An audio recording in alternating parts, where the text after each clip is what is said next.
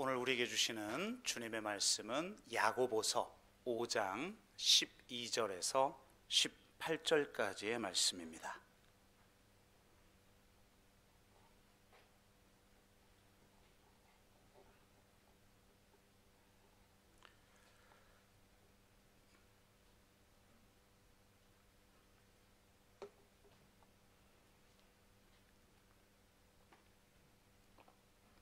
야고보서 5장 12절에서 18절까지의 말씀 우리가 한 목소리로 읽도록 하겠습니다. 같이 읽습니다. 내 형제들아, 무엇보다도 맹세하지 말지니 하늘로나 땅으로나 아무 다른 것으로도 맹세하지 말고 오직 너희가 그렇다고 생각하는 것은 그렇다 하고 아니라고 생각하는 것은 아니라 하여 정죄 받음을 면하라. 너희 중에 고난당하는 자가 있느냐? 그는 기도할 것이요. 즐거워하는 자가 있느냐? 그는 찬송할지니라. 너희 중에 병든 자가 있느냐? 그는 교회의 장로들을 청할 것이요. 그들은 주의 이름으로 기름을 바르며 그를 위하여 기도할지니라. 믿음의 기도는 병든 자를 구원하리니 주께서 그를 일으키시리라. 혹시 죄를 범하였을지라도 사심을 받으리라. 그러므로 너희 죄를 서로 고백하며 병이 낫기를 위하여 서로 기도하라. 의인의 간구는 역사하는 힘이 큼이니라. 엘리야는 우리와 성정이 같은 사람이로되 그가 비가 오지 않기를 간절히 기도한즉 3년 6개월 동안에 땅에 비가 오지 아니하고 다시 기도하니 하늘이 비를 주고 땅이 열매를 맺었느니라. 아멘.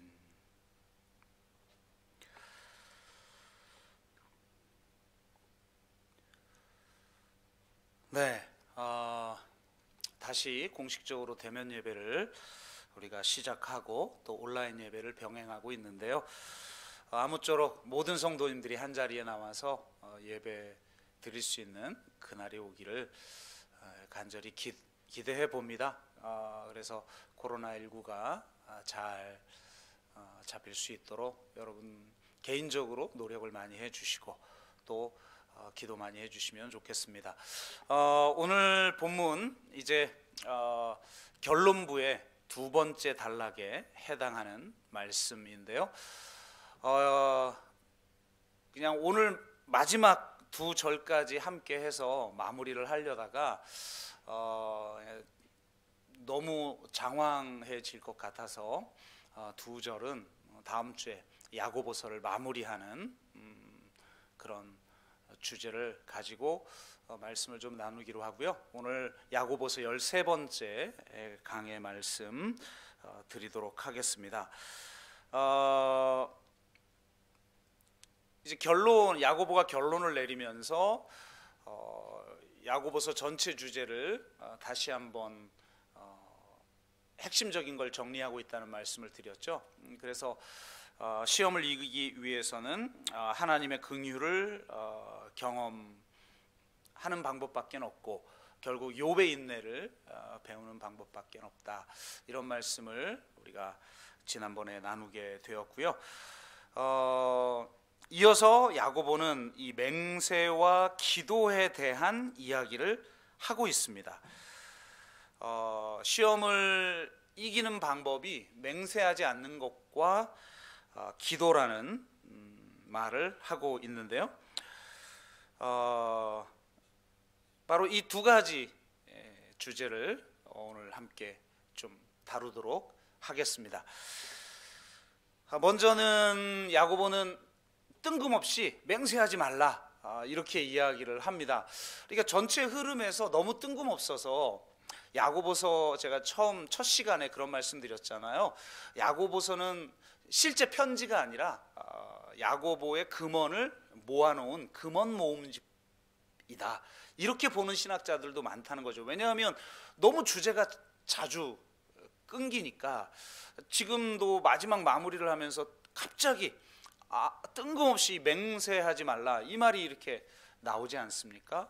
그래서 역시 이 금언 모음집 것이다, 이렇게 신학자들은 보지만 우리는 그동안 살펴본 것처럼 시험을 이기는데 그 시험 중에 가장 강력한 시험이 두 가지다. 하나가 언어에 대한 것, 또 하나는 재물에 대한 것이다, 이런 말씀을 드렸죠. 그래서 마지막 마무리를 하면서 야고보는 지금 언어에 대한 이야기를 한 번 더 정리하고 넘어가는 것이다, 이렇게 보는 것이 더 적합할 것 같습니다. 그런데 이 맹세에 대한 부분은 제가 따로 주제를 가지고 얼마 전인가요? 한번 설교 말씀을 드렸던 것 같아요. 예수님이 산상수훈에서 맹세하지 말라라는 말을 했는데 예수님의 동생인 야고보도 동일한 이야기를 지금 하고 있어요. 그 맹세하지 말라는 말은 말 그대로 맹세 자체가 불가능하다라는 말이 아니라는 말씀을 드렸어요. 예할 때 예하고 아니오할 때 아니오하라라는 말 자체가 맹세의 언어라고 하는 말씀을 제가 그때 드리면서 현대사회의 가장 큰 문제 중에 하나는 맹세가 필요 없는 삶을 살아가고 있다는 거예요. 그래서 진정성 있는 삶이 불가능한 시대를 살아가고 있다, 우리는. 이런 말씀을 제가 드렸죠. 그래서 핵심은 맹세하지 말라라는 요 말에 있는 게 아니라 그 다음에 있는 거예요. 그래서 오늘 본문도 후반부 12절 후반부에 예수님이 진짜 하고 싶은 말이 있는 거죠. 오직 너희가 그렇다 하고 생각하는 것은 그렇다 하고 아니라고 생각하는 것은 아니라 하여 정죄함을 면하라 라는 말이죠. 이 말씀을 하고 싶어서 너무나도 쉽게 맹세를 하고, 특히 하나님과 나와의 언약적 관계에서의 맹세가 아니라 그 언약적 관계를 보증해 줄 만한 다른 맹세를 자꾸 덧붙인다는 거죠. 그러니까 실제로는 하나님과의 관계가 아니라 하나님을 매개해 주는 성전이라든지 땅이라든지 그 외에 뭔가 그들이 소중히 여기는 어떤 것을 더 중요하게 여겨버리는 이런 우를 범하는 거예요. 그래서 맹세하지 말라라고 말해놓고 예할 때 예하고 아니오할 때 아니오하라, 이렇게 주님이 말씀하고 있는 거죠. 그래서 야고보서의 맥락에서 보면 이 말은 언어 차원에 대한 이야기를 하고 있는 것이고 결국은 진실한 말을 하라, 이런 말인 거죠. 진실한 말이 아닌 그런 경우가 있죠. 그런 경우를 오늘 말씀에 빗대어서 이야기를 해보자면 한 세 가지 정도 있을 것 같아요. 하나는 예와 아니오를 구분하지 않으면서 예나 예할 때나 아니오할 때 모두 예하는 경우가 있을 것 같아요. 그러니까 아니오를 못하는 거죠. 이런 사람들은 과긍정화나 순응주의 혹은 타협이나 침묵주의, 이런 걸 말하는 거죠. 부정적인 상황을 견딜 수 있는 힘이 없기 때문에 빨리 쉽게 상황을 막 긍정해 버리고 넘어가 버리는 거예요. 그러니까 그 부정적인 상황을 책임지지 않는 회피 같은 상황인 거죠. 갈등과 대립을 그냥 쉽게 회피해 버리고 모든 것을 지나치게 좋은 상황으로 보려고 하는 거예요. 여러분, 우리가 요즘 감사 운동을 펼치고 있는데 감사라는 게 무조건 모든 걸 좋게 보는 게 아니에요. 그건 진정한 감사가 아니죠. 예할 때 예하고 아니오할 때 아니오할 수 있는 감사가 진짜 감사인 거예요. 그런데 모든 걸 예만 하는 사람이 있어요. 근데 반면 두 번째 경우는 뭐가 있을까요? 매사에 아니오하는 사람이 있죠. 그러니까 아니오할 때는 아니오해요. 잘하죠. 그런데 예해야 할 때 예를 못하는 사람들이 있다는 겁니다. 부정적인 사고나 비관주의 혹은 거역이나 반항주의를 가지고 있는 경우를 말합니다. 사물과 사건이라는 것은 항상 양면성이 있는 법인데 그 양면성을 다 보려고 하지 않아요.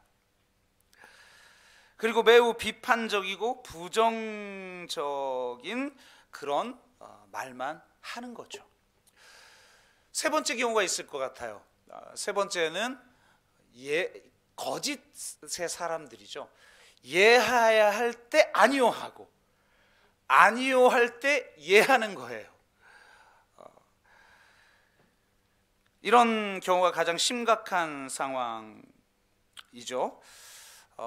그런데 가장 고도의 전략은 예할 때 아니요 하고 아니요 할 때 예하는 건 뻔하잖아요. 이 뻔한 거짓말은 효과가 별로 없어요. 진짜 거짓말은 대체로 진실을 얘기하는데 거기에 거짓을 하나 섞는 거, 이 전략이 가장 강력하죠. 사단이 주로 쓰는 전략이고 하와를 시험할 때 뱀이 사용했던 그런 전략이라고 할 수가 있죠. 다음 주에 미혹에 대한 이야기를 좀 하겠지만 그 미혹이라고 하는 전략도 그렇게 작동을 하고 있는 것을 우리가 볼 수가 있습니다. 그러므로 우리는 예와 아니요를 분별하는 게 가장 중요합니다. 그래서 우리가 위로부터 난 지혜가 필요한 거예요. 야고보가 계속 지혜를 얘기하는 게 그런 겁니다. 예할 때와 아니요 할 때를 분별할 수 있는 힘, 그리고 다음에 필요한 건 용기죠. 예할 때 예하는 것, 아니요 할 때 아니요 할 줄 아는 용기가 우리에게 필요한 겁니다. 그렇게 진실할 때 시험을 이길 수 있다는 거예요. 그런데 이 주제에 대해서는 이전에 한번 설교를 했기 때문에 간단하게 넘어가고요. 이제 두 번째가 본론입니다. 두 번째는 기도예요. 13절은 이렇게 말합니다. 너희 중에 고난당하는 자가 있느냐? 그는 기도할 것이요. 즐거워하는 자가 있느냐? 그는 찬송할지니라. 여러분, 고난이 찾아오면 시험에 들기 쉽죠. 더군다나 짧게 지나가는 고난이 아니라 좀 계속해서 지연되어지는 그런 고난, 그리고 욥과 같이 좀 더 내가 감당하기 거의 불가능한 것처럼 보이는 그런 심각한 고난이 올 때 우리는 시험에 든다라는 겁니다. 그럴 때 이스라엘 백성들처럼 원망하지 말고 오직 하나님을 바라보고 그 하나님을 신뢰하라는 거예요. 그러니까 우리의 믿음이라는 것은 결국은 다른 말로 말을 하면 신뢰예요. 아들까지 아낌없이 내어주신 이가 이 모든 것을 더하여 주시지 않겠느냐, 합력하여 선을 이루시지 않겠느냐, 그걸 절대적으로 신뢰하는 거예요. 내가 내 이성으로 아무리 판단해도 이건 불합리한 것이고 이건 부조리한 것처럼 보이고 나에게 이런 일이 일어날 하등의 이유가 없는 것처럼 보여도 나의 이성을 신뢰하는 것이 아니라 하나님의 뜻을 신뢰하는 거예요. 그래서 그분을 절대적으로 신뢰하는 사람만이 그분께 기도할 수 있어요. 많은 사람들은 기도하는 게 아니라 그냥 원망하는 경우를 보게 되어집니다. 반대로 즐거운 일이 있을 때는 하나님을 찬양해야 해요. 여러분, 고난이 닥칠 땐 본능적으로 기도할 수 있어요. 진실한 기도가 아니라도 기도의 형태를 취할 수 있어요. 그런데 즐거운 일이 있을 때, 고난이 별로 없을 때, 형통할 때 기도하기는 쉽지 않아요. 그래서 진짜 백인은 형통할 때, 즐거운 일이 있을 때 정말 기도할 줄 아는 것이고, 그리고 하나님께 감사하며 찬양할 줄 아는 것이라고 할 수가 있습니다.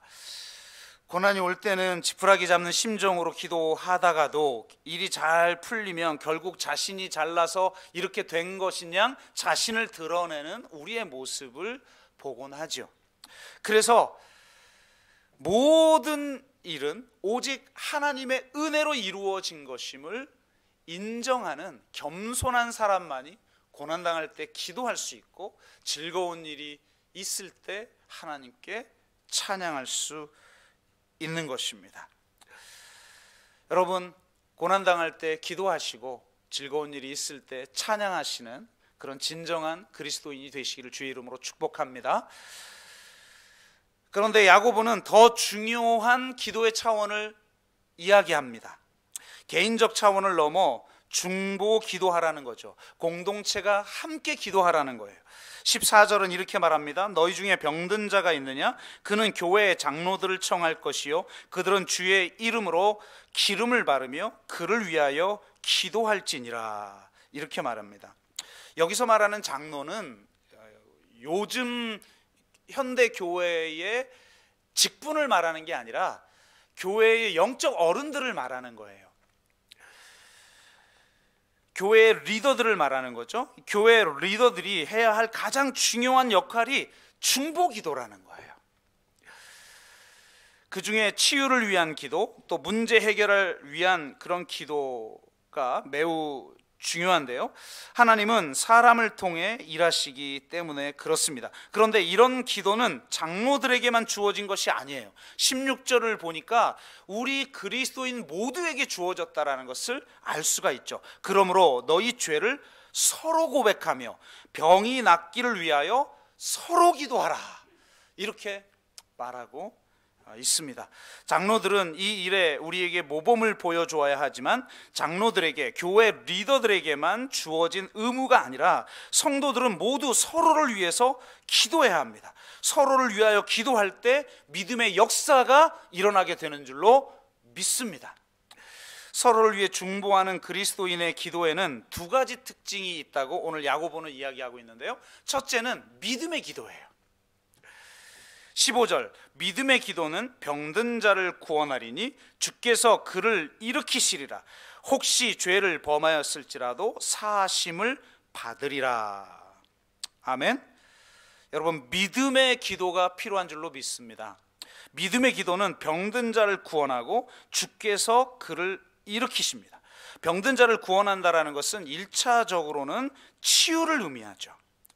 여러분, 믿음의 기도는 병을 치유하는 줄로 믿습니다. 그런데 왜 병이 치유된다 이런 단어를 사용하지 않고 구원이라는 단어를 사용했을까요? 그것은 단지 외적인 질병의 치유를 의미하기보다는 그가 하나님을 경험하여 하나님을 바로 알아 진정한 하나님의 자녀로 살아가게 되는 것을 의미합니다. 예수님도 병자들을 치유할 때 보세요.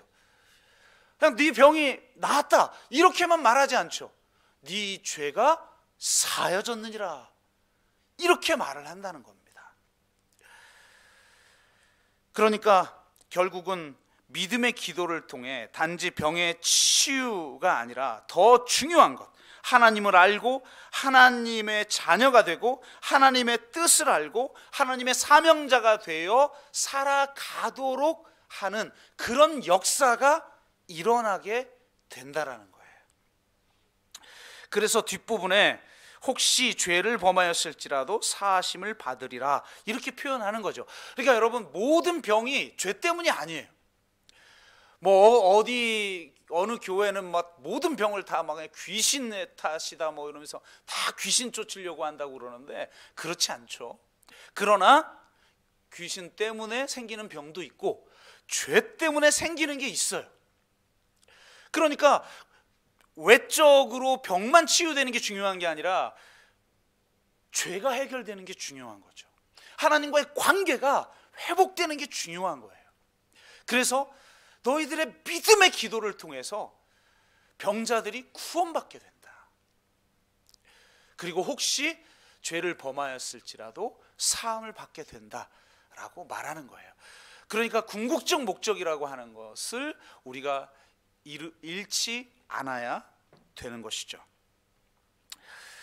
믿음의 기도는 특별한 사람들만 하는 기도가 아닙니다. 위대한 믿음을 가진 영웅적인 사람들만의 기도가 아니에요. 야고보는 17절에서 18절에 이렇게 말하죠. 저는 이런 구절을 읽을 때마다 위로가 돼요. 왜냐하면 믿음의 영웅들은 말 그대로 정말 너무 위대해 보이잖아요.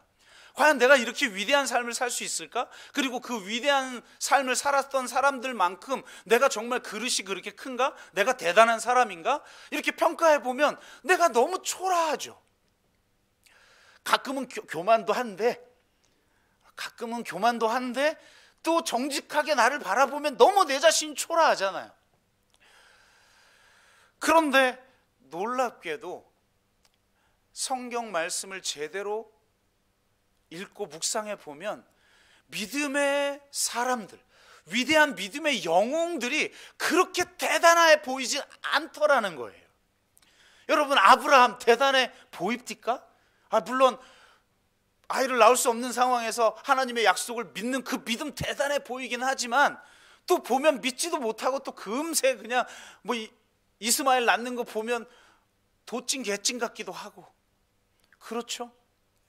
오늘 본문도 그런 위로를 우리에게 주는 것 같아요. 그런 위로 겸 도전이죠. 뭐라고 말합니까?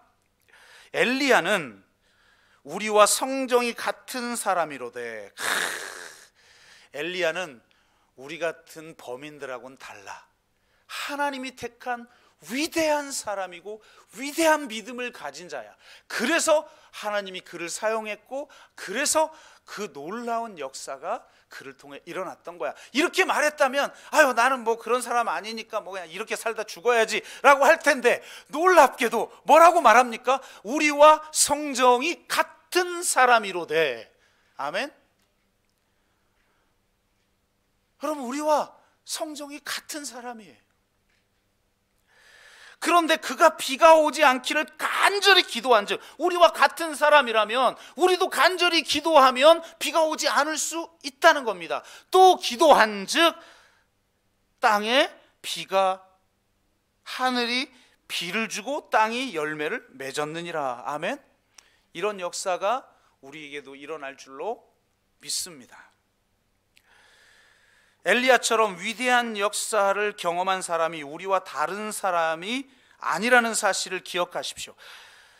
여러분, 성경을 보면 엘리야는 우리와 하등 다를 바 없이 약하고 인간적인 면모를 가지고 있었습니다. 쉽게 실망하고 낙심하고, 하나님 왜 상황이 이런가요? 나만 홀로 남았어요. 아니 바알과 850대 1로 싸워서 이기면 뭐합니까? 이세벨이 나를 죽이려고 해요 하고 하나님 앞에 망탈 부리고 어린 양 피고 그래요. 우리와 다를 바가 없어요.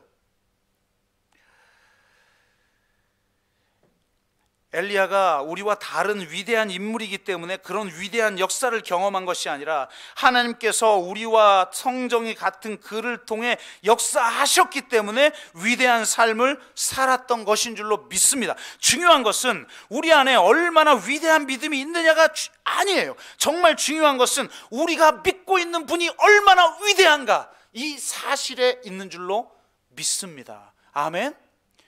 자꾸 내 자신의 믿음이 얼마나 위대하냐, 얼마나 크냐, 그런 거 따지지 마요. 자꾸 우리는 그런 걸 따져요. 왜? 내가 중요하니까. 그래서 오죽하면 예수님이 야, 겨자씨만한 믿음만 있어도 돼. 너의 믿음이 겨자씨만큼 작아도 돼. 근데 그 작은 믿음으로 하나님이 위대하시다는 사실을 인정하고 고백해라. 그러면 하나님이 위대한 일을 행하실 것이다. 이렇게 말하고 있는 거예요.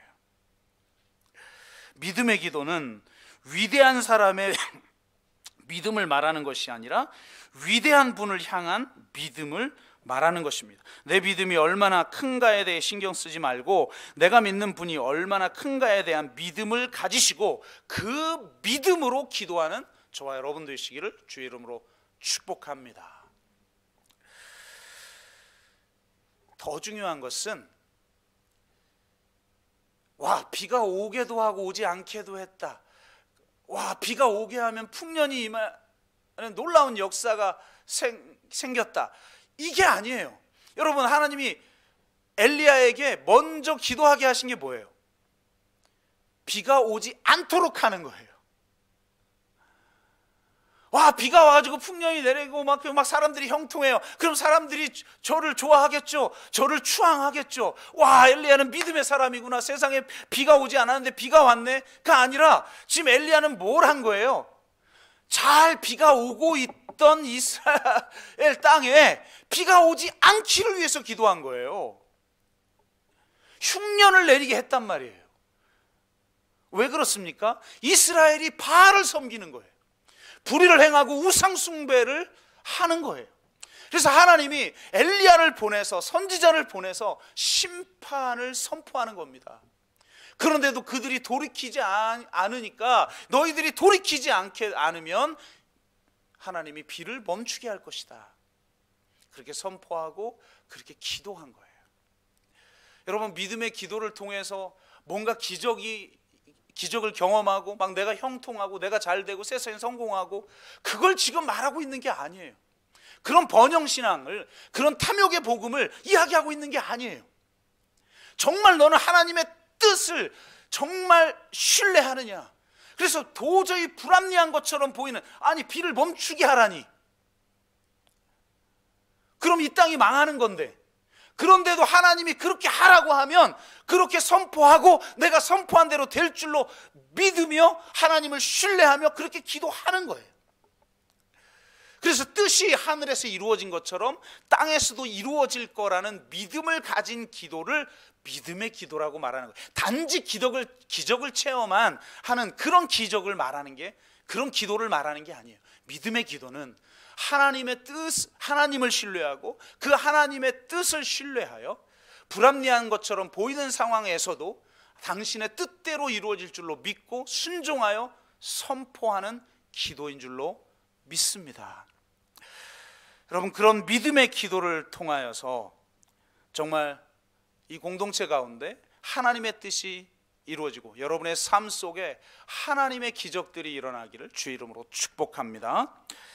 두 번째는 의인의 기도입니다. 믿음의 기도뿐만 아니라 의인의 기도가 중요한데요, 16절은 이렇게 말하죠. 그러므로 너희 죄를 서로 고백하며 병이 낫기를 위하여 서로 기도하라. 의인의 간구는 역사하는 힘이 큼이니라. 의인의 간구는 역사하는 힘이 크다고 말합니다. 그러니까 의인의 기도를 드려야 된다는 거예요.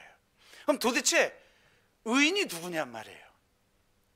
첫째는 우리 모두가 의인입니다. 그러므로 여러분 담대히 기도하십시오. 아유, 내까짓게 이번 일주일 동안도 그냥 그냥 짜증내고 원망하고 맨날 싸우고 막 하나님 찾지도 않고 묵상도 안 하고 기도도 안 하고 그러고 왔는데 내가 기도해봤자 뭘까? 그러지 마세요. 여러분은 예수 그리스도의 보혈의 피로 하나님의 자녀가 된 줄로 믿습니다.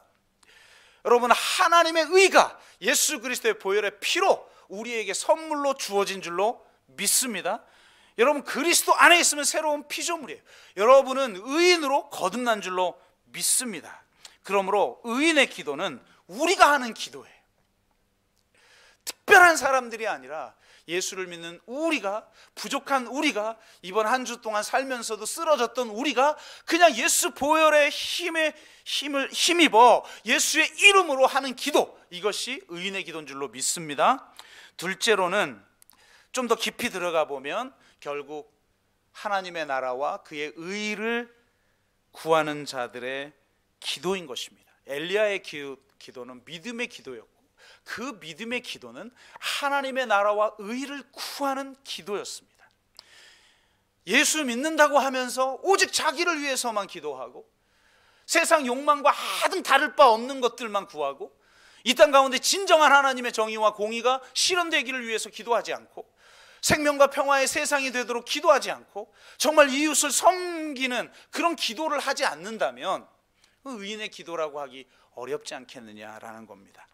세 번째로 더 한 단계 더 들어가면 오늘 이 야고보서의 맥락에서 보면 죄의 고백을 듣는 자가 의인입니다.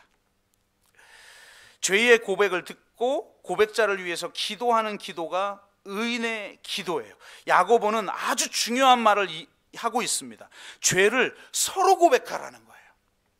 여러분, 가톨릭은 누구에게 고백합니까? 신부에게 하죠. 물론 그 제도에 장점이 있어요. 왜냐하면 신부는 목숨 걸고 그 비밀을 지키죠. 그래서 이걸 악용하는 경우도 영화에서 가끔 보잖아요. 살인해놓고 그걸 목격한 신부에게 잽싸게 가가지고 고해성사를 하죠. 내가 살인했습니다. 그럼 말을 못하는 거예요, 신부는. 프리스트인가요? 영화 갑자기 생각나는데 거기 보면은 딸을 성폭행하는 그 아버지가 신부에게 와서 고백해버려요. 그러니까 자기가 어떻게 할 수가 없네. 신고를 하기도 어쩔 수 없고 이런 딜레마, 이런 상황이 벌어지긴 하지만 최소한 절대적인 비밀을 지키기 때문에 사람들이 그걸 신뢰하고 고백을 하죠. 굉장히 중요한 건데, 그러나 성경은 신부에게, 성직자에게 고백하라라고 말하지 않고 서로 고백하라고 말하고 있어요. 여러분, 누구에게도 말하지 않는 비밀한 일들, 너무나도 부끄러운 그런 죄를 고백할 만한 사람이 공동체 내에 있습니까? 그런 공동체여야만 진정한 공동체죠. 그냥 웃고 즐기고 그냥 좀 서로 좀 어려울 때 좀 돕는 거? 그런 거 세상 사람들도 다 하죠. 그런데 진짜 숨기고 싶은 비밀, 감추어 두었던 그 죄, 이것까지 내가 고백할 수 있는 그런 공동체냔 말이에요. 그런 말을 해도 안전한 공동체냔 말이에요. 내가 어떤 모습을 해도 나를 수용하고 인정할 수 있을 만한 그런 공동체냐고. 진짜 의인은 누굽니까? 그런 고백을 들을 수 있는 사람이에요. 진짜 의인은 그 죄를 정죄하지 아니하고 나도 너를 정죄하지 아니하노라 가늠한 여인에게 말했던 예수님처럼 그가 어떠해도 받아들이고 그를 위해서 축복하고 기도할 수 있는 사람이 의인 줄로 믿습니다. 진정한 공동체는 그런 고백을 해도 안전한 공동체예요. 정죄하고 비판하는 것이 아니라 나를 있는 그대로 수용해주는, 함께 그 문제를 해결해 나가기는 하더라도 그의 존재를 있는 그대로 받아줄 수 있는 공동체. 이런 공동체 아니면 서로 죄를 고백할 수 없죠. 여러분, 우리 교회는 죄를 서로 고백할 수 있는 공동체입니까? 여러분, 정말 같은 공동체 안에서 죄를 고백합니까? 뭐 하나님께 고백하면 됐죠. 뭐 하나님께 고백해야죠. 당연히 내가 고백하면 저는 미쁘시고 의로우사 우리 주홍빛 같은 붉은 죄도 눈과 같이 휘어지게 하시죠. 그런데 그러면 왜 야고보는 서로 죄를 고백하라고, 하나님께만 고백하면 되는데 왜 서로 고백하라고 했을까요? 하나님께 당연히 고백해야죠. 그건 대전제예요. 그럼에도 불구하고 진정한 공동체가 되려거든, 그리고 의인의 기도가 역사하는 힘이 많은데 그 믿음의 역사를 경험하려거든 서로 죄를 고백하라는 거예요. 자, 서로 죄를 왜 고백해야 될까? 첫째로, 서로 죄를 고백할 때 우리는 겸손할 수 있어요. 여러분, 제가 저의 연약함, 죄 이런 거 다 고백하면 목사로서 고개 들고 다닐 수 있을까요? 여러분이 안전한 공동체고 제가 죄를 고백할 때 저를 위해서 기도할 수 있는 사람이라면 고개 못 들고 다니진 않겠죠. 그러나 목이 곧은 백성으로 살 수는 없죠.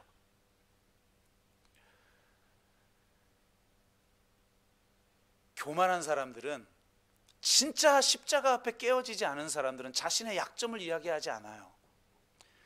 피해 상황은 이야기하죠.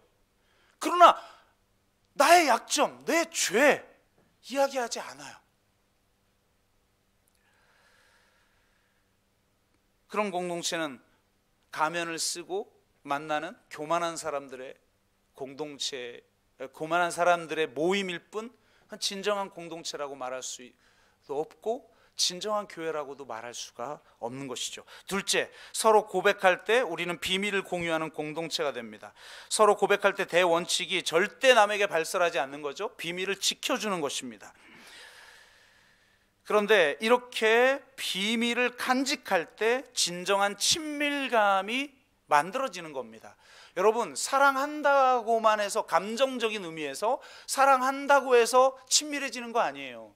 그런 감정적 사랑이라는 건 그렇게 길게 가지 않아요. 1년 반이면 끝나요.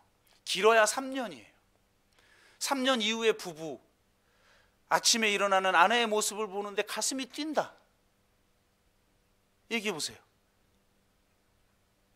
우라통이 치밀을 올 때는 있죠. 가슴이 뛰지 않아요. 그건 그냥 그런 차원은 지나가는 거예요. 더 깊은 사랑으로 나아가는 발판에 불과한 거예요. 감정적 사랑은. 그 진정한 친밀감은, 부부이기 때문에 생기는 진정한 친밀감은 뭐예요? 서로 약점을 다 알아요. 서로 비밀을 다 알아요. 비밀이 친밀감을 형성해 주게 만드는 거예요. 진정한 공동체가 된다면 거기에는 비밀이 있습니다. 그럴 때 진정한 친밀한 공동체가 되어지는 거예요. 세 번째는 죄를 고백할 때 죄로부터 자유롭게 됩니다. 하나님께 고백함으로 말미암아 내 죄가 끊어지고 해결되는 경험도 있어요. 제 주변에서 그런 경우 저도 많이 봅니다. 그런데 여러분의 인생 속에서 하나님 앞에 그렇게 기도하고 하나님 앞에 회개했는데 똑같이 죄를 반복하는 경우가 얼마나 많아요. 그래서 저희가 셀 양육 프로그램을 할 때 내적 치유 수양에 가기 전에 제가 뭐라 그래요? 내적 치유의 핵심은 뭐냐? 고백하는 것이다. 물론 성령의 임재를 통해서 정말 삼위일체 하나님을 만나요. 하나님 아버지 되시는 그분을 만나고 또 성령을 체험하고 십자가를 인격적으로 경험하면서 치유가 일어나기도 해요. 그런데 가장 중요한 요소가 뭐냐면 고백이에요. 이 사회는 순 고발만 하는 사회죠. 고발의 공동체예요. 그런데 교회는 고발이 아니라 고백하는 공동체예요. 내가 죄인입니다. 내가 이렇게 연약합니다. 그렇게 내 자신의 죄를 고백할 때 놀라운 건 의인의 기도를 통해 치유가 일어난다는 거예요. 그래서 제가 셀 양육할 때 이제 셀 양육 언제 다시 시작하게 될지 코로나 때문에 모르겠는데 그런 말씀을 드리죠. 고백할 때 치유가 일어난다. 제가 많은 예화를 들지만 이전에 있었던 교회의 담임 목사님도 부끄러운 걸 다 얘기하잖아요. 저도 깜짝 놀랐어요. 전 세계를 다니니까 그런 부흥회 갈 때 숙소를 잡아주는데 그 숙소에서 본인이 야한 것 있잖아요. 본인은 재순 씨에게 써먹으려고 그런 거 본다 그러면서 봤대지만 결국 그런 거에 무너지는 거죠. 그런 거를 처음에는 부목사 앞에서 고백했다고 얘기하시는 거예요. 그런데 놀랍게 하나님 앞에 아무리 회개하고 해도 안 되던 게 부목사 앞에서 고백하고 나서부터는 그게 끊겨버렸다는 거죠. 그래서 성도들 앞에 그 고백을 하는 거예요. 내적 치유 수양회 때. 제가 아는 목사님 중에 한 분이 그런 간증을 하더라고요. 아주 전설적인 인물인데 초대형 교회의 청년부를 부흥시킨 전설적인 인물인데 이분이 교회를 개척하고 나서 젊은 부부들이 대학부 때부터 청년부 때부터 같이 이렇게 성장했던 사람들과 함께 개척을 한 건데 어느 날 설교 준비를 하려는데 컴퓨터가 망가진 거예요. 그래서 젊은 사람들 중에 컴퓨터 잘 만지는 청년들이 있잖아요. 그래서 교회 성도 청년에게 좀 고쳐달라고 했는데 이 친구가 그걸 다 고쳐준 거죠. 그래서 제대로 작동을 하는데 문제는 뭐냐면 이전에 그 자기가 봤던 화면, 영상 이런 거 여러분 이런 거 뜹니다. 그래서 수사하면 전화기도 반납해야 되고 압수수색하고 컴퓨터도 압수수색하고 다 지워봤자 소용없죠. 그게 포렌식 모르겠어요. 저는 잘 어쨌든 거기 들어가면 다 나오잖아요. 내가 겉으로 지워도. 그런데 이렇게 이 청년이 고쳐주고 다시 작동 하나 하고 딱 클릭을 했더니 그 클릭이 쫙 열리면서 야한 그런 동영상이 쫙 나오는 거예요. 그러니까 이 목사님이 그걸 봤다는 거죠. 그러니까 이 청년이 온몸이 그냥 굳어버린 거예요.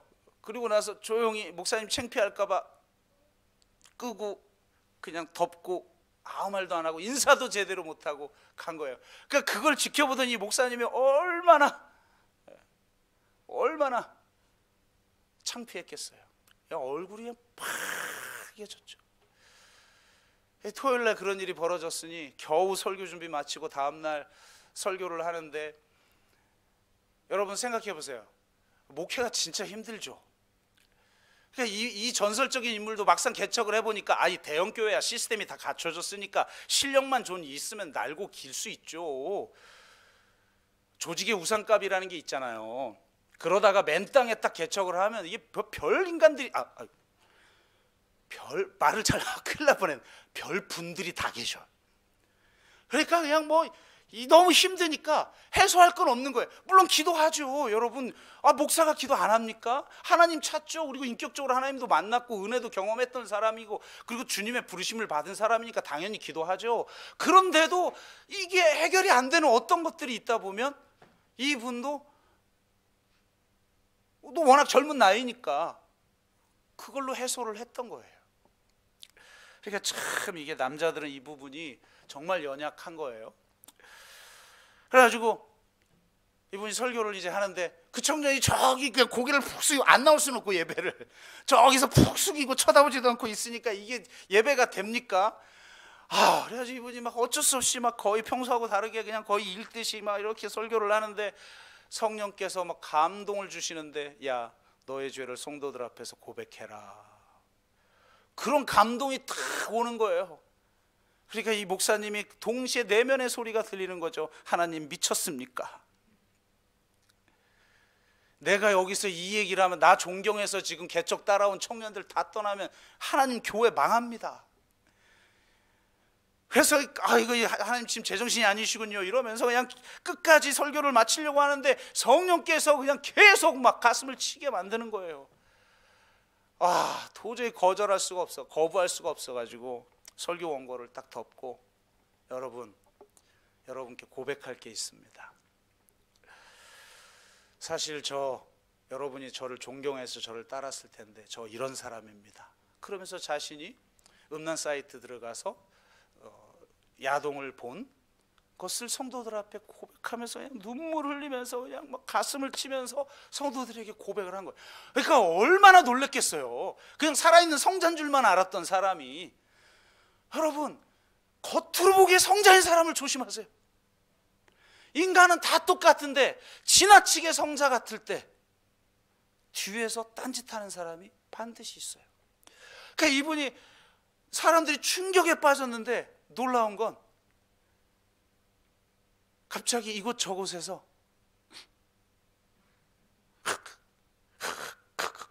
우는 소리가 나는 거예요. 주로 누가 울겠어요?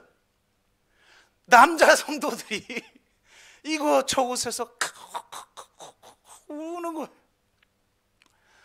목사님이 성도들 앞에서 자기의 죄를 내놓고 막 회개하니까 성령의 감동이 와가지고 그러더니 어떤 성령은 또 이게 또 다혈질들이 있잖아요. 그러더니 앞으로 나와가지고 목사님을 부르고, 목사님 저도 야동을 봤습니다.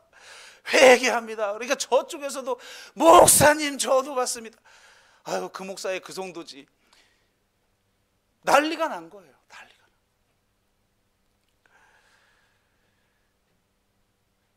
그러면서 그냥 완전히 회개하는 그런 예배가 됐다는 거예요.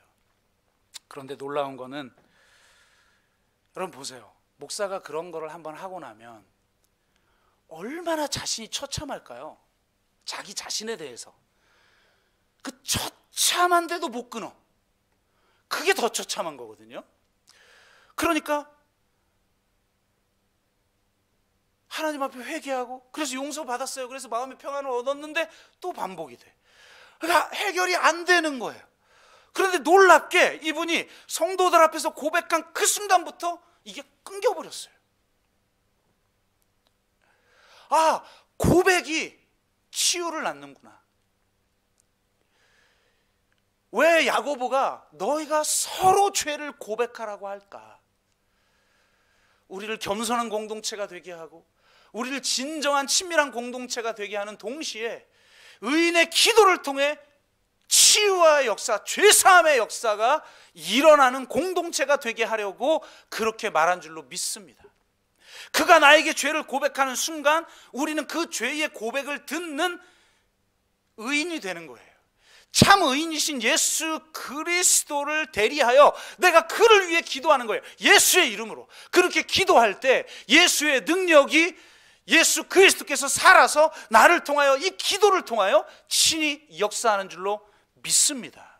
그래서 의인의 기도는 역사하는 힘이 많은 거예요. 나 혼자 믿음으로 기도할 땐 그렇게 역사가 일어나지 않다가 자신의 연약함을 서로 고백하며 서로를 위해서 기도하는 공동체를 통해 하나님의 역사가 일어나게 되는 줄로 믿습니다. 여러분의 셀에서 이 교회 가운데에 서로 중보기도 제목을 내놓고 서로를 위해서 기도할 때 그런 놀라운 기도의 믿음의 역사가 일어나기를 주의 이름으로 축복합니다.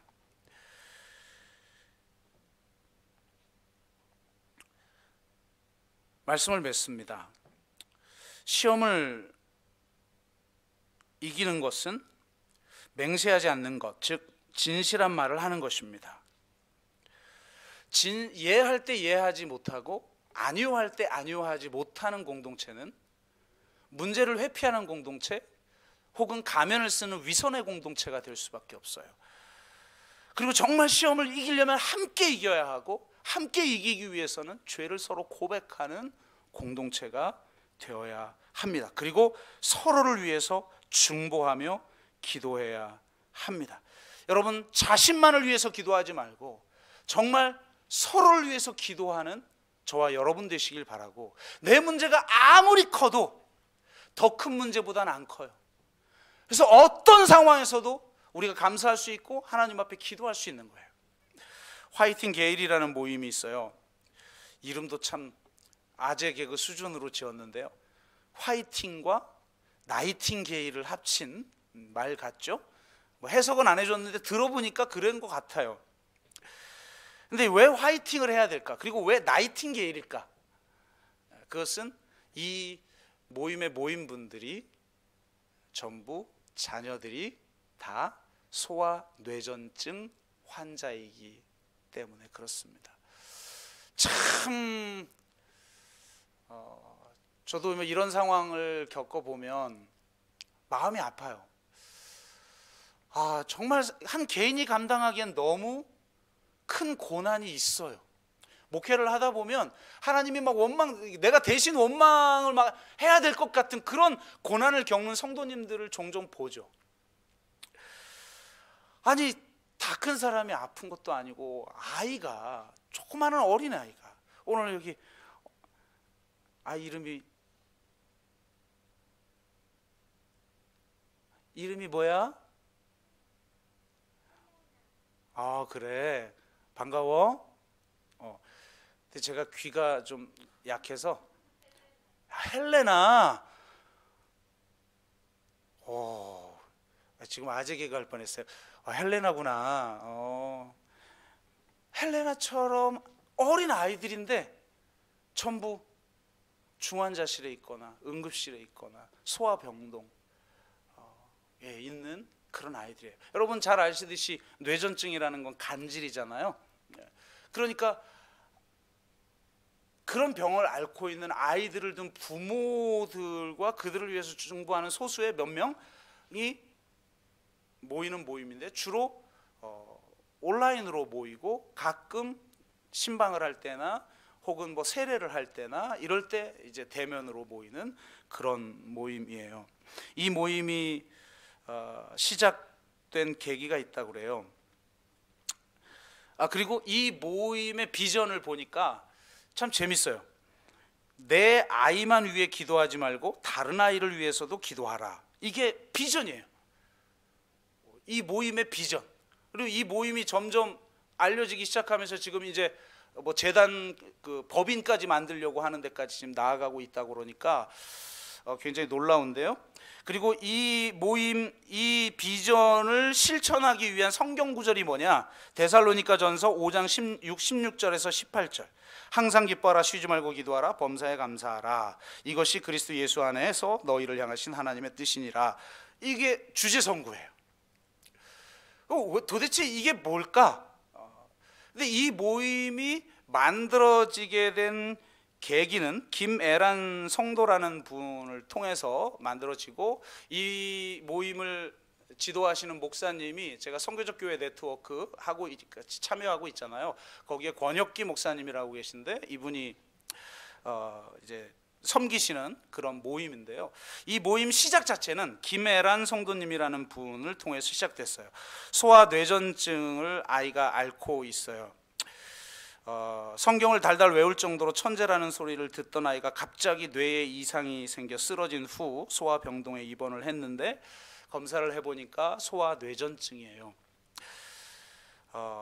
작년에는 그 뇌검사를 하느라 뇌 뚜껑을 열고 뇌에 전극을 단 채 한 달을 보내기도 해야 했다고도 하고, 하루에 발작을 30에서 50번 정도 한다고 그래요. 그러면 하루 30번에서 50번이면 거의 뭐 2, 30분 만에 한 번씩은 계속 한다는 이야기죠. 얼마나 그 모습을 지켜본다라는 게 어떨까요? 부모의 심정이 너무 마음이 아프죠. 근데 하루는 뇌전증 치료 중에 저도 검색을 좀 해봤더니 케톤 생성 식이요법이더라고요. 정확한 케톤식 이래서 난 그 뭔가 그랬는데 검색을 해보니까 케톤 생성 식이요법이라고 하는 거예요. 그러니까 먹는 걸 통해서 이 뇌전증을 고치는 건데요. 이 식이요법을 시작하는데 이게 굉장히 맛이 없대요. 그러니까 너무너무 맛이 없는데 그냥 치료 때문에 어쩔 수 없이 밥 대신 먹는 건데, 이 식이요법을 하기 시작하면 맛있는 밥을 먹을 수 없으니까 이 아이를 데리고 이 병원에 있는 채플에 가서 이 아이를 껴안고 하나님 앞에 기도했대요. 하나님, 이제 이 케톤식을 먹게 되면 맛있는 건 하나도 먹을 수가 없어요.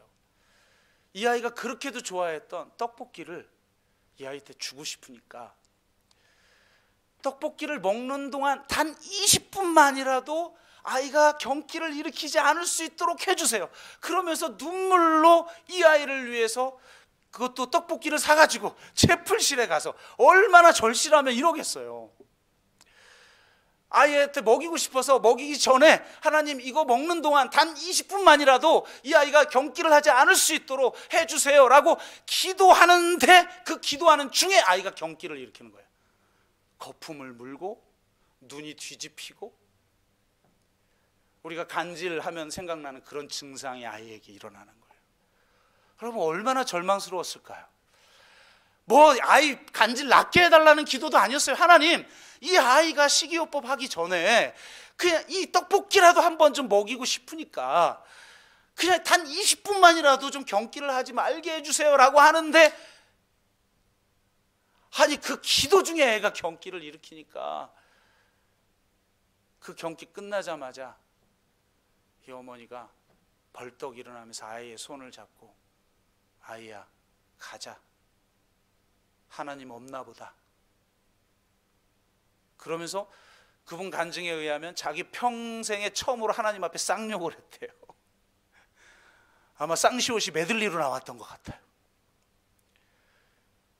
저라도 그랬을 것 같아요. 내 자식이 지금 소아뇌전증에 걸려 있는데, 아니 치유해달라는 것도 아니고 단 20분만이라도 좀 해달라는 그 기도를 안 들어줘요? 그러니까 그냥 뭐 쌍욕을 하면서 내 다시는 하나님을 찾지 않는다고 뭐 열받아가지고 얘를 끌고 병원으로 들어간 거예요. 병실로 들어간 거예요. 근데 워낙 신실했던 사람이니까 다시 30분 후쯤에 채플실로 가가지고 하나님 앞에 울고 따졌다는 거예요. 하나님, 해도 너무한 거 아닙니까? 내가 이 병을 앓고 있으면 차라리 욥의 고난이라고 하겠지만 왜 죄 없는 아이가 이 고통 가운데 처해야 되냐고. 그리고 그 20분 그것도 못 들어주냐고. 그래서 막 눈물 흘리면서 하나님 앞에 하소연하는데 어디선가 그런 음성이 들리는 것 같더라는 거예요. 너의 아이를 위해서만 기도하지 말고 다른 아이를 위해서 좀 기도하지 않을래?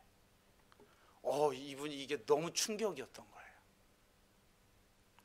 그렇구나, 내가 내 문제에만 사로잡혀 내 아이를 위해서만 기도했지 다른 아이를 위해서 기도하지를 않았었구나.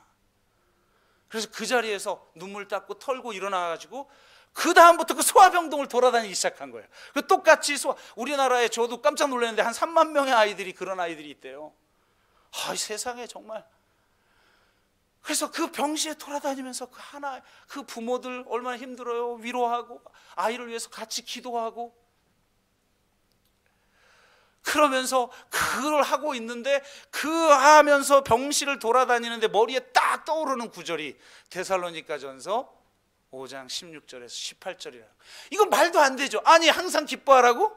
내 자식이 경기를 일으키고 있는데 뭐 쉬지 말고 기도하라고? 그리고 무엇보다도 범사에 감사하라고? 이런 말도 안 되는 게 어디 있어요. 그런데 사람들을 위해서 기도하고 하면서 교회를 예전에 다녔던 사람들, 또 다니진 않았으나 너무 삶이 힘드니까 뭐 신을 붙들어 볼까라고 하는 그런 사람들이 이분이 찾아다니면서 위로하기 시작하니까 모이기 시작한 거예요. 그러면서 내가 하나님한테 받은 구절이 있는데 데살로니가전서 5장 16절에 18절이야. 그랬더니 사람들이 피식피식 웃더래요. 이 사람들이 주로 하는 게 뭐냐면 너무 삶이 힘드니까 자기들끼리 모여가지고 소주 까는 거예요. 소주라는 것이라도 있어서 얼마나 감사합니까? 이분들이 소주 까면서 뭐라고 말하냐면 이생망, 이번 생은 망했다. 애들 낫지도 않는 그 아이들의 그 소아내전증을 계속 옆에서 돌봐야 하는 그게 이생망이죠 정말. 그러는 사람들이 뭐 범사에 감사라고 말도 안 되는 거잖아요. 그런데 놀랍게도 이 여인이 너의 자녀를 위해서만 기도하지 말고 다른 아이를 위해서도 기도하라는 하나님의 음성을 듣고 위로하기 시작하면서 사람들이, 그리고 이 데살로니가전서 5장 16절 18절의 말씀을 통해서 사람들이 그동안은 그냥 이생망이라는 것에만 사로잡혀 있던 사람들이 시각이 달라지기 시작한 거예요. 또 동일한 고통 속에 있는 사람들을 위로하는 사명을 깨닫기 시작하면서 이분들이 모임을 시작한 것이 이 화이팅 게일인 거예요.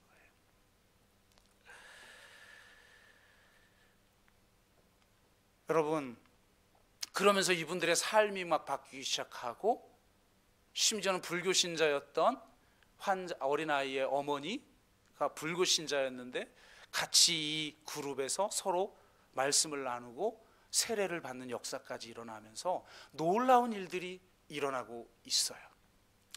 여러분, 서로 기도하십시오. 내 문제에만 매달려가지고 이 문제 해결해 줄 때까지 당신 정말 살아있는지 날 사랑하는지 나 믿지 않을 거야, 그렇게 버팅기지 마시고 정말 이 말씀을 붙들고 우리가 서로를 위해서 기도할 때, 이 땅의 가장 연약한 자들을 위해서 기도할 때 하나님께서 그 살아계심을 우리 가운데 보여주실 줄로 믿습니다. 의인의 기도는, 믿음의 기도는 역사하는 힘이 많은 줄로 믿습니다. 그런 저와 여러분들이 되기를 주의 이름으로 축복합니다. 기도합시다. 우리의 문제가 너무 커서 남이 보이지 않고 하나님의 사명과 하나님의 뜻이 보이지 않고 그저 내 문제 해결해 달라고 그렇게 아우성치지 않았습니까? 너의 아이만 위해서 기도하지 말고 다른 아이를 위해 기도하라. 그 음성을 듣고 순종하여 하나님의 살아계심의 역사를 매일 경험하고 있는 사람들처럼 내 삶 한가운데 살아계신 하나님을 경험하는 길은 죄를 서로 고백하고 병자들을 위해 서로 기도하고 이 땅의 가장 연약한 자들을 돌보는 일임을 기억하며, 주여 이제 그렇게 기도하겠습니다. 당신의 뜻이 이 땅에 이루어질 수 있도록 기도하고 섬기며 그 뜻이 이루어지도록 저의 삶을 주께 드리겠습니다. 그렇게 한번 우리 같이 기도하겠습니다. 목소리 기도합니다. 하나님 감사합니다. 그렇습니다. 주님, 정직하고 진실한 사람이 되기를 원합니다. 이해할 때 이해하고 아니오할 때 아니오할 줄 아는 사람이 되게 하시고, 무엇보다도 서로 죄를 고백하며 서로를 위해 기도하고 병낫기를 위해 기도하고 문제가 해결되기를 위해 기도하고, 무엇보다도 하나님의 뜻이 이 땅 가운데 이루어지길 위해 기도할 때 믿음의 역사가 일어나게 하여 주옵소서. 의인의 기도는 역사하는 힘이 많은 줄로 믿습니다. 그런 기도의 역사가 우리 가운데에도 일어나기를 소원하고 믿으며 감사드리며 예수 그리스도의 이름으로 기도드리옵나이다. 아멘.